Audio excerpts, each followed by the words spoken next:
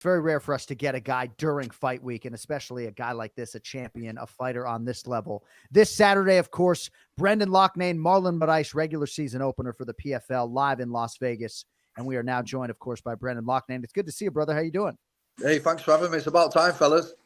It is about time. And, you know, we go way back. I was doing my research today and just have huge respect for your overall body of work, which we're going to get into. But Ken Flo and I were there December 15th, 2012, Gold Coast, Australia. Yeah. You Mike Wilkinson at the Ultimate Fighter Smashes finale. And obviously, you know that I've been following your career from afar ever since. And just congratulations, man, on everything. It's really cool to see you sort of, in a lot of respects, realize the dream, become a world champion, and get all the fruits that come with it, brother.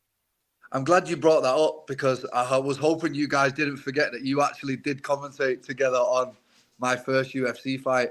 So, yeah, when I say guys have been there from the start, you guys have literally watched it from the start, from there, all the way through this crazy PFL journey, all the way to getting the belt, and then, you know, now defending the belt. So, well, defending, am I the champion? I don't know what I am right now, but, you know, I don't know. I heard that I lost it the day that I won it. I don't know how all this works, but, you know, I'm back here again. I'm in Las Vegas and we're ready to go again. Well, it keeps you hungry, man. Yeah. Yeah, no one's taking the money out of your bank account. And nobody's taking the belt away. It was a huge 2022 for you. Many people, you were the fighter of the year. You compete in June, August, and November. Go into a fourth round against Bubba Jenkins before knocking him out. I guess I'm just curious how the body's holding up after the successive back-to-back-to-back training camps and ensuing fights last year. Funnily enough, all right. Like, better than it's ever been. Like, I don't know. Maybe I was made for tournaments because, I mean, I was very, very, very banged up last year. Like, in every one of them fights, every single one I had a different injury. And it is a marathon, not a sprint. It's really, really difficult to get through that season. I feel like I've approached it a bit different this year. I feel like I've approached it as a marathon. And I'm a veteran now. I really am. And it's my third season in a row. I know how to do the quick successive fights now. You know, you've got to take your 7 days off after. Then you start easing back in. You've got to keep your weight low all year. There's a few different things that come into factor here. You've got to try and take as least damage as possible in each fight because this is its own entity. This isn't the UFC or Bellator or, yeah, have a fight. Maybe you pick up an injury, have surgery. Then your next fight, you miss one date, it's over. So I'm like fighting conservative now. I'm on the jab. And like, then when you see the final come along, I'm ready to go. Like, let's fight now because I know I've got a break after this. So it really is its own entity. Brendan, I want to talk about you winning the $1 million, man. Has that changed any of the way that you train? Has it changed your life in any big way? Yeah, I mean, I did ask myself this question, Kenny. I thought, you know, the silk sheets are out now. I'm like, am I still going to be able to train to that level? So I got myself to Thailand. I was amongst Peter Yan, Faziev, all these guys that I've trained with for 10 years. And still competing, still beating personal bests, still getting the 8 to 9 hours sleep, the nutrition, the weight's still the same as what it was.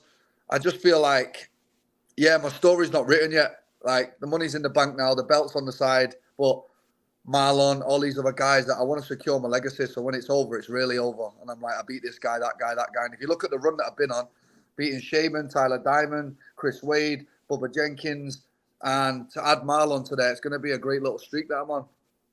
I want to talk about Marlon because he's one of the most dangerous fighters in the world in round one, right? I mean, round one, he comes at you. You know, how do you approach someone like that, you know, mentally and technically for this one? Experience, Kenny. It's just going to take a lot of experience. I mean, if you were green, I know Marlon will blast you straight out of there because he's like a bat out of hell. I call him the best 3-minute fighter on planet Earth because he just goes absolutely wild for 3 minutes and then just slows right down. It's like he almost doesn't know how to pace himself. And it's like, even at this late stage in his career, he's still doing it. It's like, yeah, even though his chin has deteriorated, he's still doing it. So it's like, this guy just got one gear and it's straightforward. I'm going to try and kill you. If I don't, then I'm probably going to die myself. And that's that's pretty much how he fights. Yeah. Brendan Loughnane with us here on the Anik and Florian podcast. So you're 26-4. I went through your whole body of work this morning. You've never been finished. So the next man to finish you is going to be the first to do so in professional mixed martial arts. What is it that has led to that durability? I mean, I would imagine physical and mental toughness is a part of it, but that's a pretty unprecedented statistic. Yeah, growing up in Manchester, I think. There you go. Yeah, growing up in England and Manchester, we're built different around there. Yeah. But no, I couldn't tell you, John. I mean, I never even been dropped in a fight until last season when I fought Kudo. I got hit with a left hook and I was like, oh shit, I just had my first, just hit the deck, like, whoa. So they're getting closer, but not yet. So yeah, we'll see if Marlon can do it. So your last 3 losses have all been by split decision, right? 2021, 2017, 2015, right? I mean, you could be looking at 29-1, and I hear you talk about your legacy, and it makes me think about this. Of those 3 fights, whether it was Pat Healy or Duquesne, which of those 3 fights did you unequivocally deserve to win? It seemed like a lot of people were upset about the Duquesne fight. I mean, I know you've probably not seen him, but Pat Healy, I beat very decisively 2 rounds. Yeah. Tom Duquesne was a whitewash on all 3 rounds. Movlid Habalayev, he beat me. Like, there's no complaints there. He took me down. He controlled the fight. It was still close, but he beat me. I'll put my hands up in the air when I lose, but I did not lose them 2 fights. I really didn't. The fact that I have to tell people that I did and it's on my record, it hurts me to this day. But, you know, we can't cry about it. The bank's full now. The belt's there. Let's keep going. Let's go. Well, and that's why I think, and you probably sort of sense the happiness of fans like me when you broke through and won the belt, right? Because it's, yeah, the money is nice, right? But it's about your legacy, right? Because a lot of us thought that it was going to be in the UFC, and obviously you're on the precipice. And I would imagine that you can, even though your legacy is incomplete, sort of as you put it, can take a lot of solace in the fact that, you know, Ken Flo, I mean, look at this fucking guy. He can't say he was a mixed martial arts world champion at the highest level, right? He fought for the UFC belt 3 times, right? But I think he'd love to be able to look to his right and see a gold belt. You know, can't you take solace in the fact that for everything that you went through, those split decision losses, the Dana White Contender Series stuff, the UFC stuff, when you didn't get as long a leash as you should have gotten after the Wilkinson fight in 2012, look at you now. Not unlike Leon Edwards. Fucking look at you now. I know. Thank you, John. Wow, you couldn't have put it any better. And you really, really have done your research. And I'm glad to finally come on a podcast where someone has done the research and actually knows what they're talking about. So, yeah, no, listen, that's why I cried my eyes out, because I was like, oh, my God, I actually did it. Like, there was days and there was hours, like, especially when Pat Healy, Tom Duquesne, then Bill Algeo, then getting told no. Like, worked my whole life to get to the UFC. That's what I wanted. And I got turned away. And then PFL opened the door with both arms and said, look, kid, come over here. And now I'm, 10-1 with the PFL, 9-1, whatever I am. Like, ran with it. Only losses to Movlid. And even when I lost to Movlid, I'm like, can I do this tournament again physically? Then I'm picking up these debilitating injuries like torn MCL, first fight, grade 2. Like, can I do it? Then broke my toe like John Jones is facing this way for Bubba. Like, all this shit. And I'm like, keep going, keep going, keep going. So the second that it actually happened and I won and Bubba was down and the ref stopped it, that was a feeling that I would never, ever, ever, ever be able to put into words. Do you go buy something? I know you've probably been asked that a million times, but like Ken Flo probably go buy a car. You go buy anything when you win $1 million? You know what? It's funny. You're going to like this one. So I went apartment shopping in Dubai, yeah, because that's where I'm a resident at the minute. And then I walked in this one and it had like the craziest view. And I sat in the bed and I was like, okay. And I said to the stage, I was like, do you take card? And they're like, what? I was like, yeah, I'll take it. Amazing.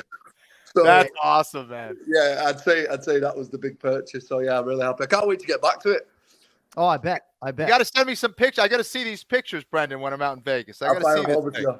Yeah, we got a couple more minutes here with Brendan Loughnane. You can see him fight live this Saturday against Marlon Moraes from Las Vegas, Nevada. So for those not acutely familiar with the format, as you look at the next 3-4 months, what is the expectation if you beat Marlon and you get through that fight healthily enough? Are you turning around in 8 to 9 weeks? Is that the expectation?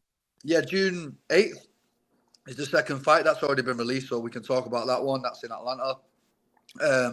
So that's 9.5, I believe. So, yeah, they're giving us a bit of time this time. 9.5, like a full camp again. Yeah. So, I mean, Yeah, 9.5. It really is a gift in the PFL, which is insane to say, right? Like 9.5 weeks is like a gift. I mean, I don't know why I'm doing this shit again. I really don't. Well, hey, man. I don't know why I'm spinning the dice in this thing again, because it is the wildest ride in the world. But, what's the hardest thing I could physically do? Like, I was sat there this year, like, oh, okay, well, I'm done with the tournament now. Let's just chill out. Then PFL, get on the phone. It's coming around again. And I'm like, fuck, don't really want to do this again. And then now it's here. I'm super excited. I'm glad they've given me Marlon. Bit of legacy, bit of name value for me. But the matchup I'm looking for, everybody knows I'm a different Brendan now, and I want to fight Movlead. I want to fight him over 5 rounds for the 2023 belt. That's what I want. Yeah, I think that's a fight that people want to see again. All right, before we let you go, just in terms of competing in the U.S. or abroad versus competing in England, do you care, right? I know I talked to a lot of Aussies, and you may be surprised to hear, they want to come fight in Las Vegas, and even Australian fight fans at times, they want to see American superstars as much as they want to see Jack Della Maddalena. So where do you stand in terms of PFL Europe and your ability to sort of extend your wings in terms of where you're competing over the next couple of years? Yeah, that's a good question. So out of my 11 or 10 UFC PFL fights, it's I had 1 in London, and the rest have all been in the States. But Kenny will vouch for me. How good was London, Kenny? Come on. It was unreal, man. That was electric that night, man. Like, it was electric. They fought you and those guys that night. It was honestly, John, it was amazing. So I would love if they went back there this year. I don't know the schedule. I know the next one's Atlanta. But can you imagine Brendan Loughnane, Movlead Habalayev, Manchester Arena, 2023 for the belt, 10,000, 15,000, whatever it is. We guarantee we sell it out. Now we're talking. So I'm just throwing it out there for Pete Murray and all the guys behind the scenes. You know where the final should be, lads. Yeah. Well, and Kemflo, I think, gets a couple tickets in his contract. So depending on my schedule, I might be wheels up to Manchester as a fan. I got you. Brendan Loughnane, Marlon Moraes under the lights this Saturday in Las Vegas. Hey, man, congratulations on realizing all this success. You got big fans here, and we'll be watching on Saturday night, man. Enjoy it. Thanks for having me, fellas. I'll see you, Kenny. Good luck, brother. Take care, guys. All right, there he is, the PFL featherweight champion, Brendan Loughnane, right back in the tournament. Sort of a tricky thing, right? They crown you, and then they take you off the throne and throw you back in the tournament. Yeah. Go do it again. Do that again. It's tough, man. So when do you fly out to Las Vegas? Thursday. All right. Yeah. And where can people watch that fight? That's going to be on ESPN, man. That'll be on ESPN. Right. Yep. Well, if you want to see Brendan Loughnane and Kenny Florian of Anik and Florian podcast fame, you can see it live on ESPN this Saturday, April 1st.